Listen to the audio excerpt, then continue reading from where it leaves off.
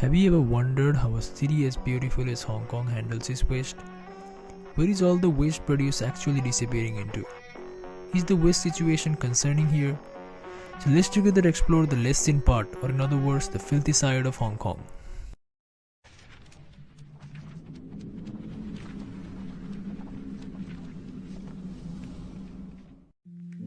Behind Hong Kong's massive image, there is a serious problem of waste, as every year disposal of tons and tons of rubbish has formed mountains of waste in its landfills. In 2021 alone, more than 5 million tons of solid waste was generated, out of which 4.15 million was municipal solid waste. What's more important to know is, majority of municipal solid waste is simply wastage originating from households, or in simple words, domestic waste. Waste production has been increasing so much that each person here produces more than 1.5 kilograms of waste every day. The answer, however, is simple. Majority of domestic waste straight up ends in two landfills of Hong Kong, which are West East New Territories Landfill and North East New Territories Landfill. Another landfill, South East New Territories, only receives construction waste since 2016. Although the government is pushing the value of recycling rate, which to some extent inclined from 28% in 2018 to 31% in 2021, but is compared to the growing waste generation rate, it is simply not enough. Our project mainly aims to figure out the amount of different waste generation from Hong Kong households and to propose a way for increasing waste reduction among the Hong Kong households. Moreover, we also hope to understand people's perception regarding waste segregation, reduction, and whether they participate in such practices. Before starting our study, we propose two hypotheses to test, which are: Number 1, food waste and plastics contribute to most of the household waste. 2, Hong Kongers lacking awareness is the main reason for reduced recovery rate and higher waste generation. Previously, similar research was done in Hong Kong, where Tuen Mun residents were surveyed to understand their awareness and participation in household waste management. It was found that 77.1% of people practiced litter segregation at home and separated recyclables. But hold on, this does not simply add up, as recycling rate of Hong Kong is still too low and the volume of waste generation is significantly inclining every year. So was the study wrong? If so, what is the truth? Let's dive further into our work to better understand this.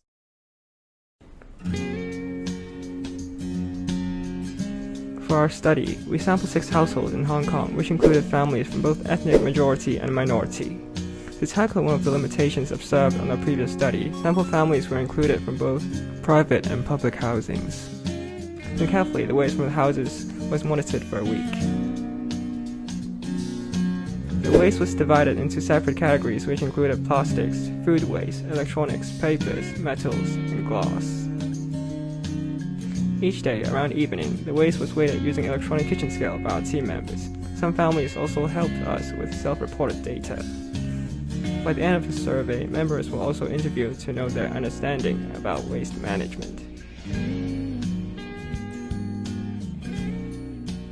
All this information was well recorded, which was later used for analysis purpose.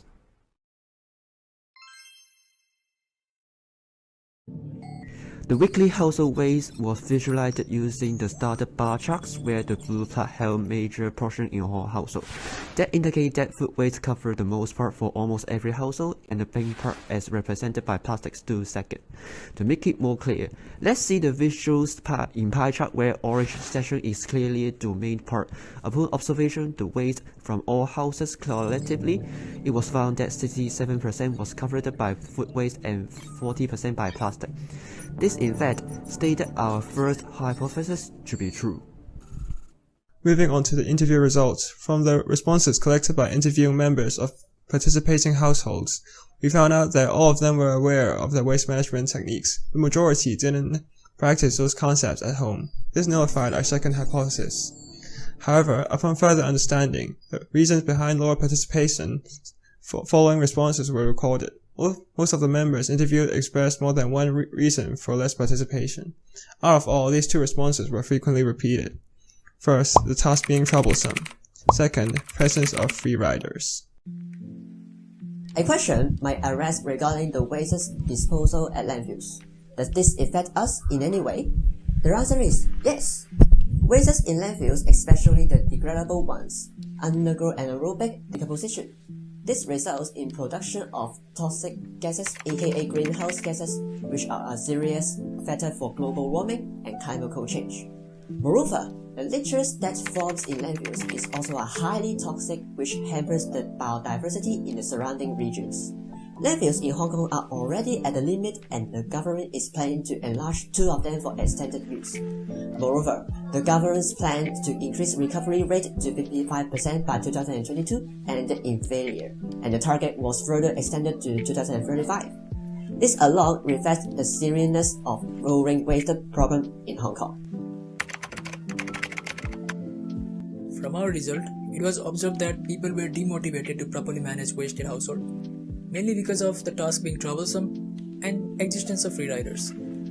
Based on those findings, the most viable approach to tackle this, according to us, is introduction of reward and penalty schemes, which involves rewarding upon proper waste disposal behavior and charging for overproduction of waste. This idea is based on a concept of prisoner's dilemma. You can check out this link to further understand the definition of the term. This is also backed by a research by Yao, where it was mentioned that the reward scheme is expected to shift people's behavior from not recycling to recycling. The research was well presented by showing the shifts in payoff matrices. You can also read the actual paper for further elaboration of those findings. Because the quantity of waste generation is significantly higher, reduction at source is a necessity, especially for foods, which cover majority of household waste. Levying penalty upon overgeneration of waste might bring changes in people's habit and help in reduction of waste generation. Hong Kong government is already planning to adapt the waste charging scheme, as mentioned in the Waste Blueprint of Hong Kong for 2035. So the effectiveness of the strategy can be observed within some years. It is important that people realize the seriousness of the issue, and to make the plan more effective, they should start mitigating waste in their own homes. At the end of this video, let me present a quote of Mahatma Gandhi. If you want to change the world, start with yourself. So please, always remember to think before you throw.